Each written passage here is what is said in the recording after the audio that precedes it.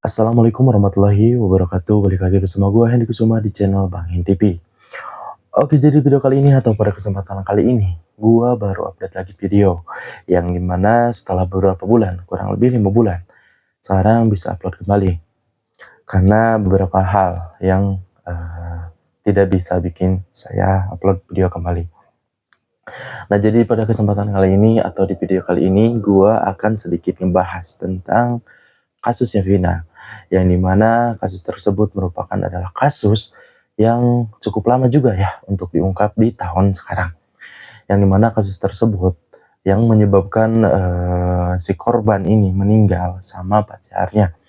Yang dimana kejadian tersebut di tahun 2016 dan sekarang bisa diungkit lagi, bukan diungkit lagi ya, bisa naik lagi gitu berkat film yang sudah tayang di beberapa bioskop gitu ya. Nah, dari sini gue akan ngebahas tentang beberapa kejanggalan-kejanggalan yang menurut gue gitu ya. Ada beberapa hal yang bisa mungkin atau tidak mungkin. So, buat kalian jangan lupa nonton video ini sampai selesai, biar kalian ngerti jalan ceritanya bagaimana dan akhirnya gimana. Sebelum kita lanjut ke videonya, bantu dulu share, subscribe, like, komen sebanyak-banyaknya. Oke, kita akan langsung saja ke ceritanya.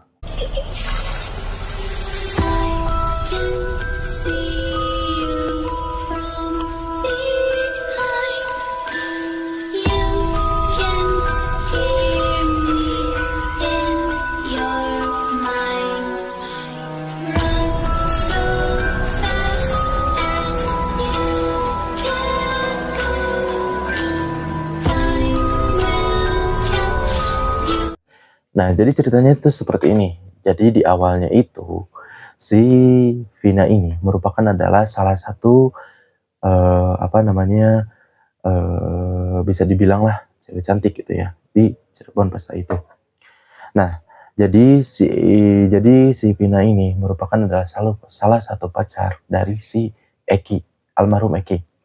Yang dimana sosok tersebut merupakan adalah terbakar api cemburu gitu ya, dimana Linda ini adalah sahabatnya Vina, menyukai si Egi, pacarnya Vina. Begitupun dengan si Egi yang merupakan adalah salah satu bisa disebut temannya atau sahabat dekat gitu ya dari si Linda ini. Nah, jadi si Egi ini suka sama si almarhum Vina ini gitu, sampai ngejar-ngejar untuk ngedapatin almarhum Vina ini gitu ya. Nah, jadi sebenarnya ada hal yang tidak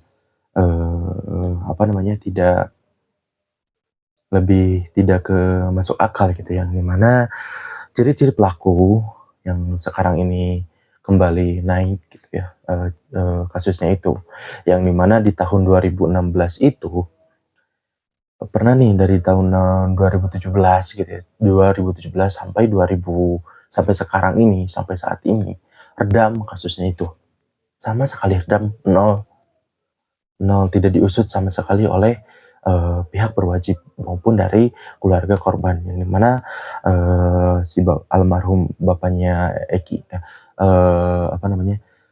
bapaknya almarhum Eki ini, yang dimana dia juga adalah sebuah anggota dari kepolisian gitu ya, tidak mengungkap dan tidak melaporkan dan tidak mengusut kasus tersebut, yang dimana beliau itu diam gitu ya, diam selama berapa tahun nih, 8 tahun gitu ya, untuk kasus tersebut.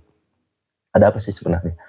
Apakah bapaknya si Egi ini seorang orang penting gitu, yang dimana seperti dikatakan oleh netizen, bapaknya itu anggota panglima atau polisi gitu. Begitupun sebaliknya dengan pelaku yang lainnya, yang 3 ini belum tertangkap gitu waktu itu. Yang dimana ada anak bupati gitu ya, ada anak calon bupati gitu ya. Jadi seolah-olah orang tua dari almarhum juga sangat sangat takut gitu ya, atau gimana lah, entah kenapa gitu. Nah, ada juga beberapa komen yang ada di salah satu uploadan dari Kamar Jerry gitu ya. Gue sedikit ngikutin kasus ini sedikit demi sedikit. Ada yang mengatakan adalah si yang dimana pelaku tersebut yang sekarang itu yang bernama Peggy Setiawan atau juga bisa dipanggil si Robi ini atau Egy gitu ya, ketangkap. Namun ada beberapa dari sisi yang mengatakan bahwa orang ini adalah salah tangkap, yang dimana dari ciri-cirinya tersebut merupakan adalah sangat jauh berbeda, yang dimana dari tindik atau ini adalah dugaan netizen ataupun dugaan netizen itu benar atau tidaknya gitu ya, yang dimana Egy yang nama akun Apung ini atau Egy Prayoga gitu ya, merupakan adalah salah satu dari geng motor juga gitu ya, yang dimana selalu mengupload postingannya itu di tahun 2016, yang dimana postingan tersebut itu mengarah ke kasus tersebut gitu ya. Nah, jadi ada beberapa dari sisi netizen yang mengatakan bahwa ini salah tangkap. Adapun juga dari netizen yang dimana benar dengan penangkapan tersebut, yang dimana si Peggy Setiawan ini menyamarkan namanya itu menjadi Robi gitu ya. Nah, jadi si Peggy Setiawan ini ditangkap di Bandung gitu saat bekerja sebagai kuli gitu ya. Nah, jadi ceritanya ada yang mengatakan dari komenan, ceritanya itu seperti ini. Yang dimana si Saka si Saka Tatal ini yang sekarang udah bebas, yang dari mana 8 pelaku ini gitu ya, 8 pelaku sudah ditangkap. Jadi totalnya itu dari awalnya itu ada 11 pelaku, yang dimana 11 pelaku tersebut merupakan adalah salah satu merupakan adalah bisa dibilang mereka itu sangat kejam gitu ya, sangat keji. Yang pertama itu dia itu memperkosa si almarhum Vina ini dan juga membunuhnya. Seperti yang di film-film yang sudah ditonton, jadi alur ceritanya itu sangat sangat mengerikan gitu ya. Yang dimana di ceritanya tersebut si Egy ini gitu ya ngejar-ngejar si Vina sampai ke diuntilin lah gitu, yang dimana si Vina juga ngerasa geram gitu ya, sampai diludahin kalau nggak salah di film tersebut. Namun juga membantah dari keluarganya, dari keluarga Vina setelah dari forecast-nya Denny Sumargo gitu ya, bahwa Vina itu tidak melakukan hal tersebut gitu. Nah, mungkin ada beberapa yang mengatakan si Egy ini sakit hati gitu ya setelah ditolak beberapa kali dan ada perkataan yang buruk dari almarhum Vina gitu. Nah, jadi dari kasus ini kita akan ngebahas tentang komenan dari salah satu komenan dari Kamar Jerry yang menurut saya ini saya ambil ya komenan tersebut dan saya akan beberkan. Nah, di sini juga si Saka itu. Nah, kita akan bahas tentang si Saka tersebut ya. Nah, si Saka ini, menurut saya si Saka ini kenapa sih selama 8 tahun tidak mengungkap kasus tersebut gitu. Bukan tidak mengungkap ya, lebih ke kenapa dia tidak mengaku bahwa dia bukan pelaku. Kenapa selama 8 tahun? Yang dimana pengacara tersebut, jadi pengacara si Saka ini, kan ngikutin dari awal tuh. Dari awal kasus sampai sekarang, sampai bebasnya Saka. Kenapa dia enggak membeberkan? Bahkan tidak muncul sama sekali ke publik. Tapi setelah tayang video tersebut, setelah tayang film tersebut, barulah muncul si Saka dan si pengacara tersebut. Jadi kemana selama di penjara, selama dari kasus awal, penangkapan awal sampai bebasnya Saka gitu. Nah, jadi si Saka tersebut juga ketika ditanya oleh wartawan gitu, tidak tahu apa-apa tentang kasus tersebut. Bahkan si Saka tersebut juga mengatakan tidak kenal sama sekali dengan tidak kenal sama sekali sama teman-teman yang ditangkapnya itu, yang 7 orang ini gitu ya. Nah, si Saka ini sebenarnya gini, jadi ada salah satu foto yang merupakan kebersamaan Saka, Egy, Linda, begitupun dengan teman-temannya gitu ya, yang dimana diupload di sosial media Facebook. Nah, jadi pernah ada foto Saka sama geng teman-teman lainnya juga, bahkan Egy Prayoga juga atau disebut Apung juga ada di apa namanya di foto tersebut gitu ya, yang dimana si Saka juga yang ngasih tahu ke keluarga almarhum korban Vina bahwa Vina itu terjadi kecelakaan. Dan lucunya lagi seperti drama sinetron gitu ya, yang dimana kok bilang gak kenal gitu pas waktu di wawancara sekarang ini oleh para wartawan gitu ya. Dan juga lucunya juga drama tersebut yang itu kecelakaan, dan si ini juga tidak kenal dengan otak pelaku pembunuhan yang berprofesi sebagai ketua geng motor. Padahal sudah jelas-jelas si Saka tersebut sudah berfoto dengan Egy, begitupun dengan Linda juga gitu ya. Ada fotonya, nanti kita akan tampilin fotonya di pinggir gitu ya. Dan soal siapa namanya si Egy Prayoga ini atau alias Egy atau juga Perong gitu ya, Peggy Setiawan yang sudah tertangkap gitu juga. Itu kan aslinya anak motor yang dimana dari keluarga yang punya power gitu ya, yang punya power terus, yang bisa lari lah selama 8 tahun di 2016 sampai sekarang. Dan juga si Egy ini, si Peggy Setiawan ini memiliki motor yang dimana motor yang tersebut yang dilakukan oleh Egy selama mengejar atau membunuh gitu ya ke Vina tersebut, yaitu motor Kawasaki Ninja 2 tak kalau nggak salah ya. Dan juga dari ciri-ciri tersebut kita akan membahas tentang penangkapan yang itu, penangkapan Peggy Setiawan atau yang disebut juga Robby gitu ya.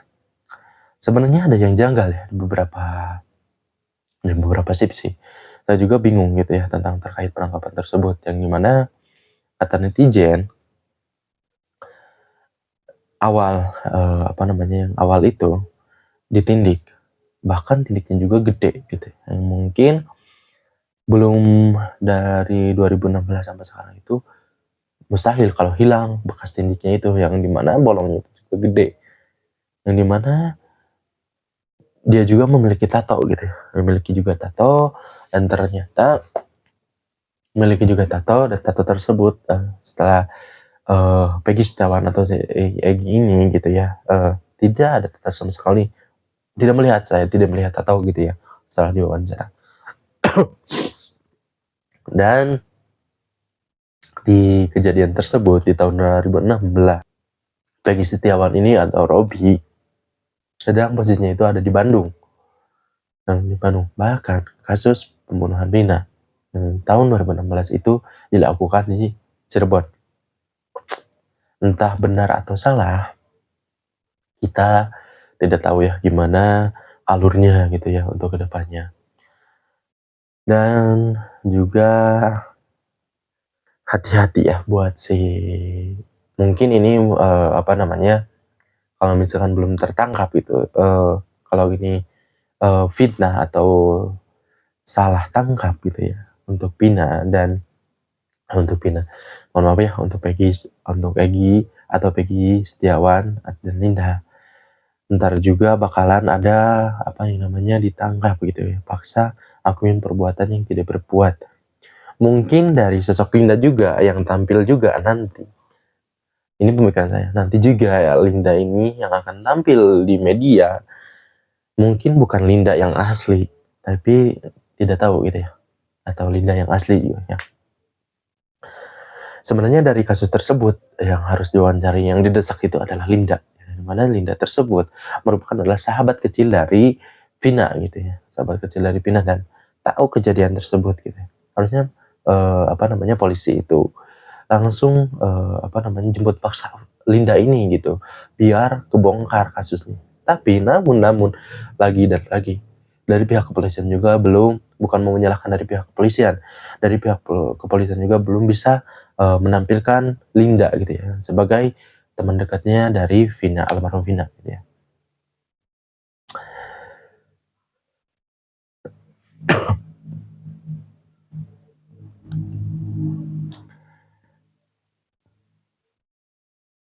Nah, jadi untuk yang salah tangkap ini, yang dimana Peggy Setiawan atau Peron atau juga Robby gitu ya, yang notabene dia adalah hanyalah sebuah bukan merendahin pekerjaan, dia itu adalah seorang kuli bangunan gitu ya, dan selama ini dia ada di Bandung. Dari sini saya bisa menyimpulkan gitu ya, sebenarnya kasus ini gak seribet dan gak seluas yang kita pikirkan gitu ya. Yang dimana menurut saya pribadi gitu ya, ke-12 pelaku atau ke-11 pelaku ini tidak ada hubungannya dengan backing-an berfollower atau bahkan anak bupati kayak atau cucu lah ataupun apa, itu mereka hanya orang biasa gitu ya. Kalau ada yang nanya kenapa mereka bertiga gitu ya bisa DPO selama 8 tahun dari 2016 sampai sekarang gitu ya, tidak tertangkap. Jawabannya cuman simpel saja sih, polisi yang selama ini memang malas untuk menangani kasus tersebut, ataupun juga ada yang ataupun juga ada yang benar kata netizen, ada backing-an yang dimana anak bupati lah, anak anggota apalah gitu ya. Tapi ini menurut saya gitu ya, menurut saya untuk menangani kasus tersebut gitu ya, atau bahkan mencari ketiga DPO ini, bagi pihak kepolisian ini hanya masalah sepele aja. Mungkin karena ada beberapa, karena uang, ataupun mereka juga mikir sudah nangkep 8 dari tersangka, sisa 3 dan kabur entah kemana atau keluar Cirebon apa, buat apa gitu capek-capek nangkap. Nah mungkin, seperti itulah dari tanggapan beberapa netizen gitu ya, yang ada di komenan, kamar Jerry gitu. Sebenarnya kita bisa belajar sih dari kasus Vina, yang dimana kasus tersebut adalah kasus lama gitu ya, tahun 2016. Sampai sekarang gitu ya, baru bisa terungkap setelah film tayang. Dan mungkin untuk keluarga korban belum puas dengan hasil ini, ataupun belum, mungkin ada beberapa juga mengatakan bahwa 3 DPO ini 2 dihilangkan dan 1 sudah tertangkap. Mungkin ada rasa kecewa dari keluarga, bahkan Bang Hotman Paris aja turun sebagai pengacara kondang gitu ya, turun untuk menangani kasus tersebut gitu. Dan mungkin yang segitu ya yang bisa saya ceritakan atau yang saya tahu gitu ya setelah mengikuti kasus tersebut gitu dari awal sampai akhir. Mungkin bila ada kata-kata yang tidak menyambung dari kata-kata saya, juga pun tidak ada hal-hal yang tidak diinginkan, perkataan dari saya, mohon maaf bila banyak ada kesalahan dari video ini gitu ya, dan semoga untuk keluarga lebih disabarkan, lebih ditabahkan, lebih ditenangkan, kita banyak-banyak berdoalah untuk almarhum Vina dan almarhum Eki. Semoga beliau ini bisa diterima di sisi Allah Subhanahu wa taala dan bisa tenang di alam sana gitu ya. So ini buat pelajaran buat kita semua bahwa mungkin karena cinta bisa terjadi pembunuhan. Jadi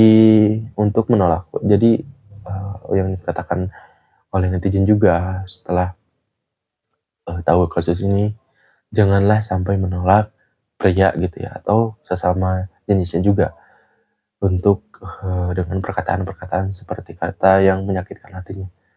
Jadi sampai seperti ini gitu ya. So, terima kasih yang buat kalian nonton dari awal sampai akhir. Wabillahi taufiq wal hidayah. Wassalamualaikum warahmatullahi wabarakatuh.